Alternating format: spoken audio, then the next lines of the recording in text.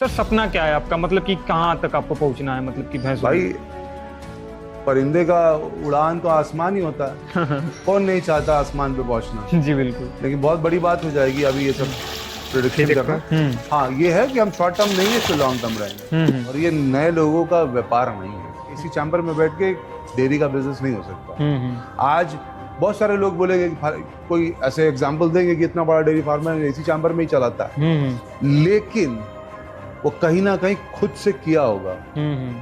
उसने अपने जीवन के 2-4-10 साल दिए होंगे इनके साथ, तब वो आज इसी चैम्बर में बैठा हुआ। बंद हो रही है वो वही डेयरी बंद हो रही है। अच्छा जी। जो आदमी दूसरे का देख के, इनकम देख के, उनका मुनाफा देख के फट से आता मैं भी डेयरी खोल लूंगा, ये फट से वाला सिस्टम ही नहीं है। इसमें अपने जीवन का समय लगाना पड़ता है। हाँ। सर इसमें इनकम है क्या? बिल्कुल है इनकम।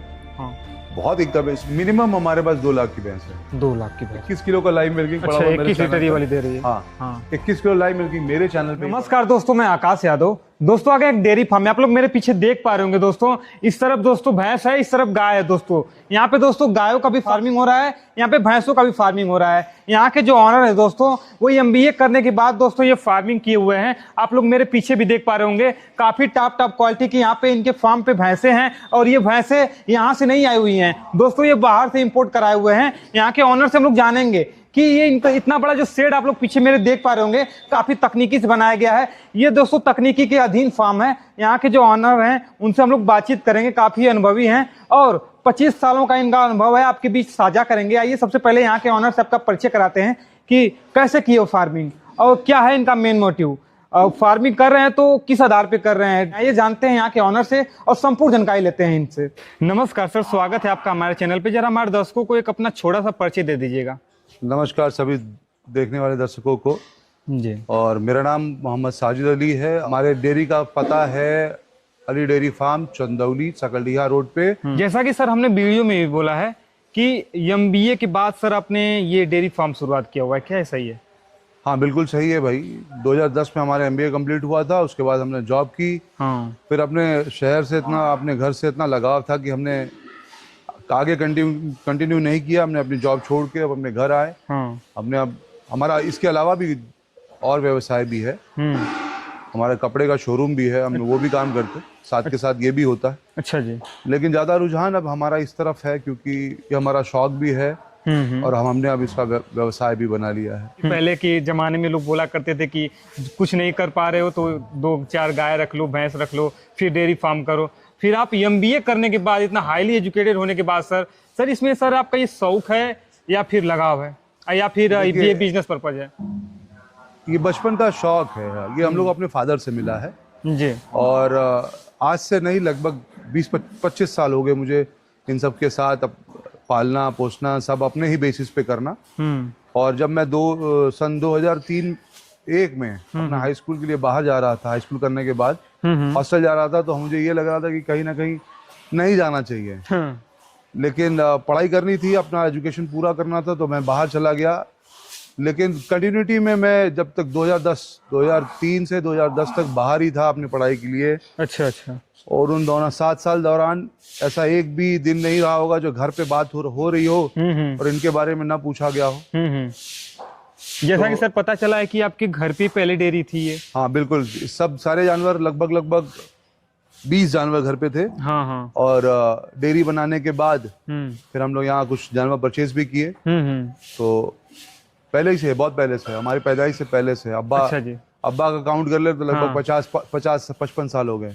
जब इस फील्ड में सर उतरी गए हैं तो सर ये आपका मेन मोटिव क्या है, मतलब कि ब्रीडिंग सेक्टर पे काम करना है या फिर दूध पे काम करना है या नहीं, फिर मेरा मेन मोटिव ब्रीडिंग है। अच्छा। और दूध तो बाई प्रोडक्ट है। हाँ। और दूसरा मोटिव ये था कि आजकल जो प्रवेश चल रहा है, अच्छा जी, हर चीज यूरिया हर चीज यूरिया बेस पे चल रहा है।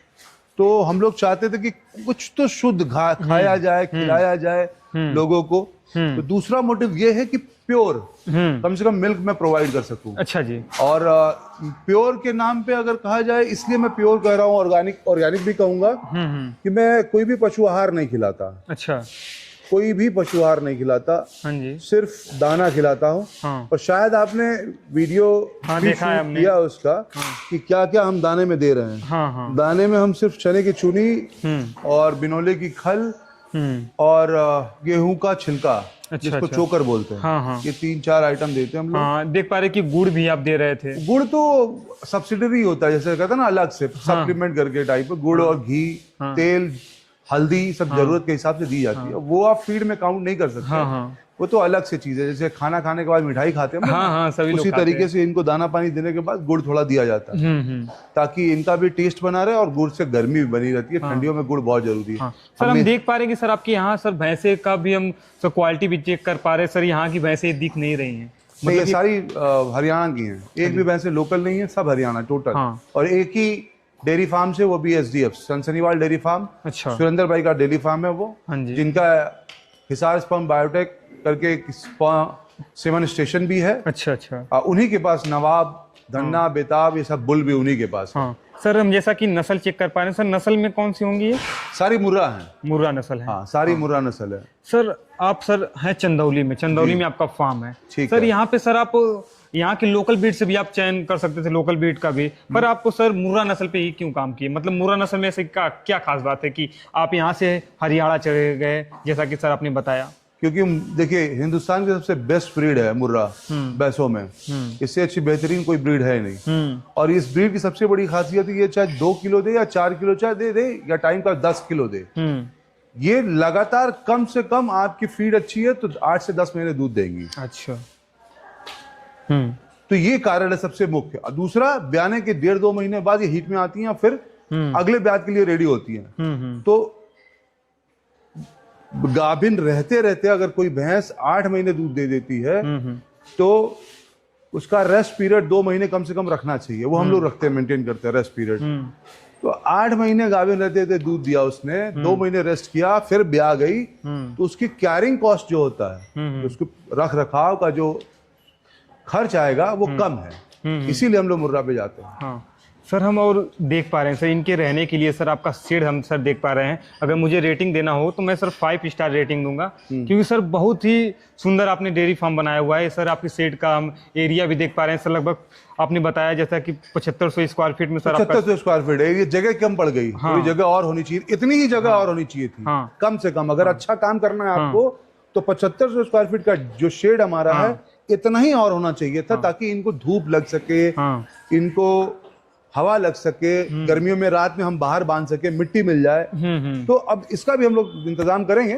फिलहाल थोड़ी सी जगह छोड़ रखी है, हम लोग शिफ्ट में धूप लगाते हैं। सर चौड़ाई में सर क्या होगी? चौड़ाई 30 फीट है, लंबाई 250 फीट। अच्छा, 250 फीट है। और सर आपका ये जो ये चरनी जिसको बोला जाता है, इसको नाद जो है, ये सर इसमें हम देख पा रहे हैं कि आप नीचे टाइल्स लगाए हुए हैं जी। इसकी चौड़ाई सर क्या होगी और लंबाई कितनी फीट पे होगी? ये इसकी गहराई मान कहेंगे तो ये 1 फीट है गहराई। 1 फीट गहराई है। हाँ, और इसकी चौड़ाई 18 इंच आएगी। 18 इंच आएगी। हाँ जी। और 2x2 का टाइल लगा हुआ है। हाँ। तो इसमें थोड़ा सा कट किया गया था, तो 18 इंच का ये अंदर आएगा। हाँ। तो आपको 2x2 पैमाइश लेके चलना पड़ेगा। सर नीचे से सर हाइट पे कितना होगा? हाइट भी 1 फीट पे है। हमने ज्यादा हाइट नहीं रखी है। हाँ। तो ताकि इनकी किस लिए हाइट नहीं रखी है, क्योंकि इनकी प्रवृत्ति होती है सर को झुका के खाना। हाँ। तो हम इनको बहुत हाइट दे देते तो प्रवृत्ति में बदलाव कर देते, वो फायदा नहीं है। सर झुका के खाती हैं तो उनका डाइजेशन, वाइजेशन, जैसे भगवान ने बनाया है ना, कि ये नेचर के करीब आप लाना चाहते हैं, जितने भी ये ऊंची हो, इनका सर झुका के ही खाना है इनको। तो उस नेचर के खिलाफ नहीं गए हम लोग, नेचर के साथ रहे। हमने थोड़ा सा हाइट दे दिया है, लेकिन हर हाइटेड है तो सबको झुक के ही खाना रहता है। सर हम देख पा रहे हैं कि कहीं ना कहीं सर थोड़ा सा ही ज्यादा लग रहा है इसमें। इसकी हाइट भी सेम है इधर? सब दोनों सेम है। अच्छा, पानी की वजह से लग रहा है? पानी की वजह से लग रहा है। हाँ। क्योंकि पानी, गायों को पानी हम लोग टाइम टू टाइम नहीं देते। इनको आजादी है, जब मर्जी तब पी ले, क्योंकि ये एक बार नहीं पीती है, थोड़ा थोड़ा करके कई बार पीती है। भैंसे एक बार पीती है, तो इनको देखिए पानी पिला के निकाल दिया गया पानी इनका। गाय के लिए सर कितना फीट छोड़े हुए? गाय के लिए देखिए एरिया 7.5 फीट का है, पर जो मैट है 7 फीट का है, 7x4 का। अच्छा, और मैट के बाद मैट 7 गैलरी उधर छोड़े हुए हैं। और इधर भी सेम है? सेम है। भैंसों के लिए भी सेम है। अच्छा जी। हाँ सर, हम देख पा रहे हैं कि सब गाय पे किए हुए हैं और भैंसों पे भी आपका फोकस है, दोनों पे है जी। सर मेन मोटिव क्या है कि आप डेयरी फार्म गायों से करेंगे या फिर भैंसों से करेंगे, कि दोनों से करेंगे? प्रायोरिटी तो भैंसों पे है, गाय पे भी प्रायोरिटी है, बट सेकंड प्रायोरिटी कह सकते हैं आप उनको। उतना गायों में देखिए बीमारियां भी बहुत होती हैं जी बिल्कुल। भैंसों में उतनी बीमारियां नहीं है, तो ये देखते हुए हाँ। भैंस हम मुर्रा रखेंगे और गाय हम देसी ब्रीड, कोई एचएफ और कोई जर्सी नहीं, A2 मिल्क। हाँ A2 मिल्क। हाँ सर, हम देख पा रहे हैं कि सर आप साहिवाल हैं, गिरलैंडो है सर, उधर गिर नस्ल की भी कुछ गाय हैं जी आपके पास। सर आप A2 मिल्क पे ही क्यों जा रहे हैं, मतलब कि क्या?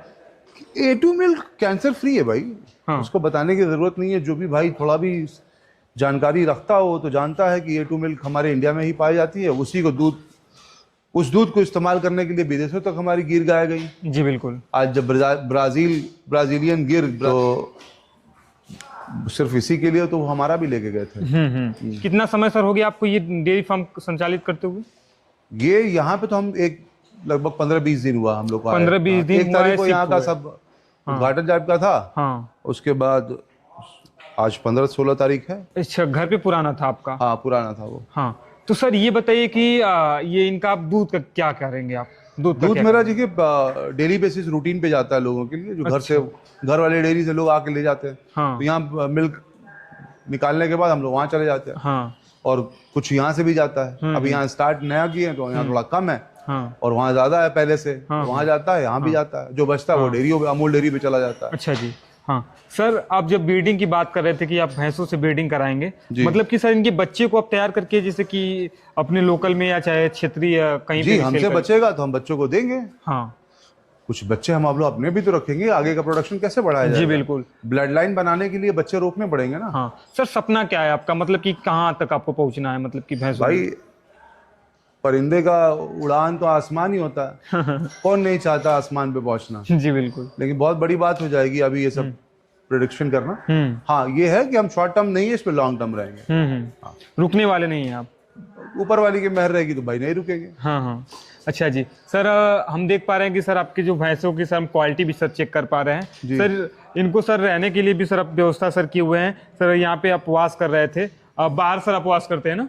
नहीं, वॉशिंग कहीं भी हो जाती है। जो जानवर बाहर थे वो बाहर वॉश हो गए और जो अंदर है वो अंदर वॉश हो जाए। हाँ सर, हम देख पा रहे थे कि सर पानी पिलाने के लिए सर उसमें कुछ चूना का छिड़काव आप किए? उससे कैल्शियम रहता है ना। हाँ, चूना ही तो बेस्ट सोर्स है कैल्शियम का। अच्छा जी। तो पानी के अंदर कैल्शियम जाएगा तो कैल्शियम बॉडी के अंदर भी जाएगा। हाँ। सर ये जो आपका फार्म है सर, कितने भैंसों के लिए चाहे कितने गायों के लिए सर अवेलेबल? देखिए 40 दुधारू जानवर एनी टाइम इसमें रह सकते हैं। हाँ, गाय भैंस दोनों मिला के। कि ये जो आप कुरली देख रहे हैं, जो चरनी देख रहे हैं, वो बीच से बाइफर्केटेड है। तो 10 इधर, 10 उसके आगे, फिर 10 इधर और 10 इधर। तो 40 मिल्किंग के लिए रेडी है ये। अच्छा जी। हाँ। अगर कुछ पीछे रख दिए तो 50 हो जाएंगे।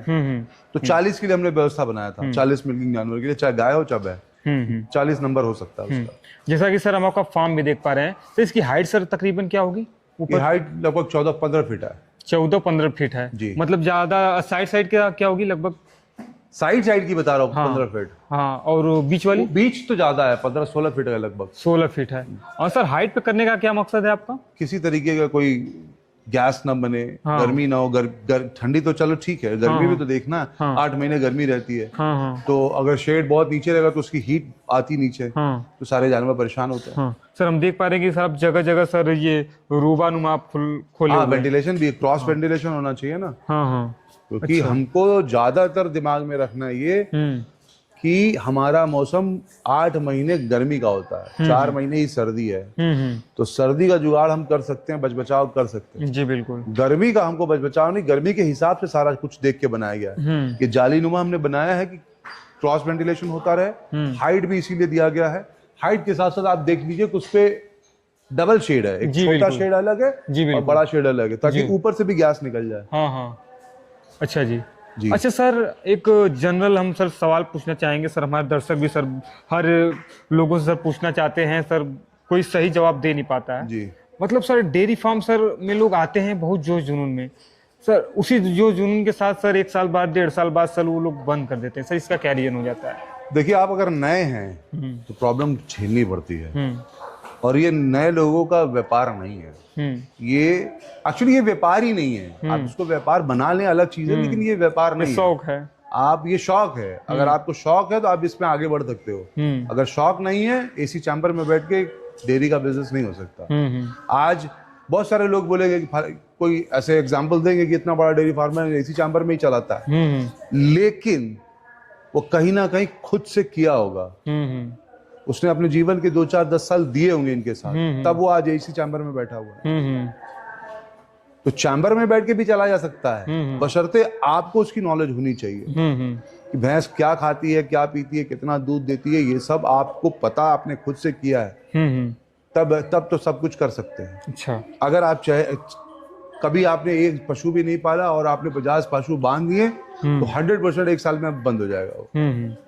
तो जो बंद हो रही हैं वो वही डेयरी बंद हो रही है। अच्छा जी। जो आदमी दूसरे का देख के, इनकम देख के, उनका मुनाफा देख के फट से आया तो मैं भी डेयरी खोल लूंगा, ये फट से वाला सिस्टम ही नहीं है। इसमें अपने जीवन का समय लगाना पड़ता है। हाँ सर, इसमें इनकम है क्या? बिल्कुल है इनकम, हाँ बहुत इनकम है इसमें। जैसे सर बिजनेस का सर कितना % सर इसमें इनकम पर डे होता है? आपके कैलकुलेट कर सकते हैं हम लगभग। जैसे सर आपके यहाँ सर जैसा कि सर 19 भैंसे हैं, लगभग सर पर डे सर कितना का दूध आप सेल कर देते हैं? अभी तो कैलकुलेट ही नहीं किया है 20 दिनों में, तो अभी तो टाइम ही नहीं मिला है, ये सब कैलकुलेट किया जा सकता है। सर अभी तो सर कुछ समझ में नहीं आ रहा होगा, पर कहीं ना कहीं सर आपका तो प्रॉफिट में तो जा ही रहा होगा। देखिए, आप प्रॉफिट और लॉस की बात करेंगे तो स्टाफ, दवा, खान पिलान सब मिला के आपका 25-30% बच जाता है। 25-30%? जो भी आपका प्रोडक्शन आएगा, जो भी मिल्क से पैसा आएगा, हाँ, उससे आपका 25-30% बच जाएगा। अच्छा जी। ये इतना मार्जिन है। हाँ। क्योंकि बहुत सारे लोग दवा नहीं काउंट करते, लेबर काउंट नहीं करते। लेबर भी तो लग रहा है भाई, 4 स्टाफ है, आप अपना भी समय दे रहे हो, इनकी दर दवाई भी है। एक बार डॉक्टर विजिट करता है तो 500 के नीचे उसका बिल नहीं होता। हाँ बिल्कुल। और 40 जानवरों में लगभग रोज कोई ना कोई डॉक्टर आएगा ही आएगा। जी बिल्कुल, ये लाजमी है, किसी ना किसी को कुछ ना कुछ हुआ ही रहेगा। तो परिवार बड़ा है, डॉक्टर का खर्च भी बड़ा होगा। अच्छा जी। तो वो आपको इसी से मेंटेन करना है। तो सारा कुछ कैलकुलेट करके 25-30% का धंधा है। सर आपका सर इतना बड़ा सर डेयरी फार्म करने में सर अभी तक कितना इन्वेस्टमेंट हो गया होगा लगभग? वो सब अलग बात है, वो सब डिस्क्लोज शेड में सर, शेड में कितना इन्वेस्टमेंट लगा हुआ? सिर्फ शेड बनवाने में लगभग आप मान लीजिए कि 15-16 लाख रुपए लग गए। 15-16 लाख रुपए। अगर तकरीबन एक भैंस का एवरेज अगर हम माने तो एक भैंस का सर कितना कीमत होगा आपके यहाँ डेयरी पे? नहीं, बहुत सारी कीमत की है, अलग अलग कीमत की है। जैसे कितने से कितने तक शुरू हुआ है लगभग सर? मिनिमम हमारे पास 2 लाख की भैंस है। 2 लाख की भैंस है, हाँ सर। क्योंकि सबका मिल्क रेडी है, ये उम्मीद पे नहीं है। लगभग सारी भैंसें जो फर्स्ट आई, जो अभी मिल्किंग पे हैं सारी, जो अभी नई आई हैं, ताजी ब्याई हैं, सब तो सब लगभग 15-16 किलो दूध पे रेडी है सब। अच्छा, कोई भी बंदा किसी भाई को लेना हो, वो आके मिल्किंग करे, उसके बाद लेके जाए। सारी सेल पे अवेलेबल है? सारी नहीं, उसमें जो नई आई है मैं आपको दिखा दूं, आइए साथ में आइए, मैं आपको दिखा दूं। से जो घर की हैं वो तो सेल पे नहीं है। जैसा डिटेल देते चलेंगे क्या, मतलब कि कितना लीटर दूध मिल्किंग पे है? ये देखिए, फर्स्ट टाइम, पिछले साल फर्स्ट टाइमर थी। अच्छा, ये वाली? हाँ। इसका पिछला ब्यात में, अभी सेकंड टाइम में ब्यात में इसका बच्चा खत्म हो गया। तो अभी ये 12-14 किलो दूध कह सकते हैं दोनों टाइम में, बिना बच्चे की दे रही है। लेकिन फर्स्ट टाइमर में ये 18 किलो दूध दी थी। अच्छा। हाँ। ये है मेरे 22 केजी का, मेरे पास 21 किलो का लाइव मिल्किंग पड़ा हुआ है। 21 लीटर ये वाली दे रही है? हाँ, 21 किलो लाइव मिल्किंग मेरे चैनल पे ही पड़ा हुआ है। शौक जिंदगी मेरा चैनल है। अच्छा जी। उस पे 21 किलो की इसकी लाइव मिल्किंग पड़ी हुई है। और ये 16 किलो दूध पे फर्स्ट टाइमर है ये। अच्छा जी। ये भी 16 किलो दूध पे है अभी फिलहाल। ये सुरेंद्र भाई के यहाँ से आई थी ये भी। ये फर्स्ट टाइमर में 17.5 किलो दूध दिया इसने। अच्छा। हाँ, इसका लाइव मिल्किंग उनके पास पड़ा हुआ, मेरे चैनल पे भी शेयर किया गया है। अच्छा। ये 4th टाइमर है, चौथी बार की है। ये लगभग आज 16 किलो दूध इसमें भी तैयार है। बहुत मीडियम साइज की भैंस है, फिर भी ये 16 किलो दूध देती है। अच्छा। 8 किलो टाइम पे। ये चैंपियन है। इसका भी मिल्क रिकॉर्ड सुरेंद्र भाई के चैनल में पड़ा हुआ है। 23 किलो की मिल्क रिकॉर्ड पे मैं 3 महीने की ब्याई लेके आया था इसको। अच्छा। हाँ। लगभग सर आपके यहाँ 15 लीटर से प्लस ही? हाँ, सब 15 प्लस ही है, 15 के नीचे कुछ भी नहीं है। सर बहुत से लोग सर कहते हैं कि डेयरी में सर 8 का एवरेज अगर आता है तो डेयरी प्रॉफिट में जाने लगती है। 8 का मतलब कि दोनों क्या 8 टाइम का कि दोनों टाइम का? दोनों टाइम का 8 किलो 8 लीटर अच्छा अगर रहता है तो डेयरी प्रॉफिट में है। जी। हाँ, उससे अगर कम आता है तो लॉस में जाने लगती है। हमारा मतलब कि सर उन लोगों का मतलब ये रहता है कि कुछ बाखड़ी रहती हैं, कुछ दूध दे रही हैं, तो 8 का रेशियो आना चाहिए पर भैंस पे। तो हाँ, ये हो सकता है। अब सबकी अलग अलग कैलकुलेशन है। हाँ जो बाकड़ी है वो भी तो भाई 2 ही 4 महीने बाकड़ी है ना। ये देखिए 19 किलो दूध तोड़ के लाया था मैं। हाँ जी। आज मेरे यहाँ 17 किलो दूध तैयार है इसका। हाँ, इसका हाँ थोड़ा बीमार हो गई थी इसलिए दूध तैयार नहीं हो पाया, तो अब ठीक हुई है, अब तैयारी पे है, आ जाएगा दूध। सेक्स सीमन सर क्या है आप? नहीं, हम सेक्स सीमन इस्तेमाल नहीं करते। बुल सीमन इस्तेमाल करते हैं, सेक्स सीमन नहीं। अच्छा जी। सेक्स सीमन में कंसीव रेट बहुत कम है। अच्छा जी। हाँ, तो नॉर्मल सीमन ही इस्तेमाल करते हैं। हाँ, भैंसे का सर उपयोग आप क्यों नहीं करते हैं? भैंसों के लिए जगह नहीं है भाई। अच्छा जी। हाँ, आगे सर क्या आप करेंगे या फिर सीमन पे जगह हो जाएगी तो भैंसों का भी प्रयोग करेंगे। सर दोनों में सर आप थोड़ा डिफिनेशन बताइएगा कि क्या दोनों में से कौन सा सही रहना? देखिए, ज्यादा बढ़िया तो आजकल के सीमन है। अच्छा जी। क्योंकि सीमन में आप चाहोगे तो 20 बुल का सीमन रख सकते हो। अच्छा जी। और बुल रखोगे तो सिर्फ एक ही बुल से प्रोडक्शन लेना पड़ेगा, चाहे वो अच्छा हो या खराब हो। लेकिन सीमन पे हो तो आप टॉप क्लास के 20 सीमन रख सकते हो। हाँ जी। और सबके बच्चे पैदा कर सकते हो। अच्छा जी। तो बेटर मैं सीमन को ही मानूंगा। दर्शकों से कहेंगे भैया अगर आपको शौक है तो उतर जाइए। डेयरी करना चाहते हो तो कम से कम ज्यादा से ज्यादा 5 भैंसों से शुरू करें। उसका अप एंड डाउन सोचे, उसमें क्या है क्या नहीं वो देखें, फिर बड़े लेवल पे आए। सर अगर हम लोग इतना बड़े लेवल पे आने के लिए बहुत टाइम लग गया, हम लोग पूरा शौक लगा के फिर आए हैं यहाँ। सर अगर आपके पास सर पैसा कम रहता तो सर आप कितने गायों से करते या फिर भैंसों से करते आप? देखिए, सब कुछ पैसे से नहीं होता, विल पावर से होता है। आप कितना सोच पा रहे हो और आप कितना रिस्क लेने की क्षमता कितनी है। पैसा हो के भी आदमी काम नहीं कर पाता। जी बिल्कुल, क्योंकि रिस्क लेने की क्षमता नहीं होती और सोचता है कि यार प्रॉफिट नहीं होगा। सोचिए मत, अगर करना चाहते हैं तो करिए। सर आप क्या सोचते हैं सर, रिस्क है तो रिस्क है? बहुत बड़ा रिस्क है भाई। इससे बड़ा रिस्क वाला कौन सा बिजनेस हो सकता है बताइए? आज खड़ी है, कल को नहीं खड़ी रहेगी, अगले पल नहीं खड़ी रहेगी। सर बहुत से लोग कहते हैं कि सर ये पैसा समझ लीजिए आपका जमा है, मतलब आप भैंसों में अगर इन्वेस्ट किए हुए हैं तो जमा है तो भाई जिंदगी और मौत का क्या कोई समय है? जी वही हाल है। ये अभी तो जमा है, अगले पल जमा की गारंटी कौन लेगा? हमारे और आपकी गारंटी नहीं है, इनका क्या गारंटी? ये भी तो जिंदगी है, ये भी तो जान है इसमें। अगले पल इस अभी खड़ी है तो वैल्यू है, लेट गई तो कोई वैल्यू नहीं है। इस बहुत बड़ा रिस्क है ये। सर हम भी आगे से उम्मीद भी करेंगे सर आप ऐसा ही रहेगा भाई। आज या 10 साल बाद ऐसे ही रहेगा। शौक को मरने नहीं देंगे हम पैसे के पीछे। चलिए सर जी, आपसे मिलकर के हमें बहुत अच्छा लगा जी।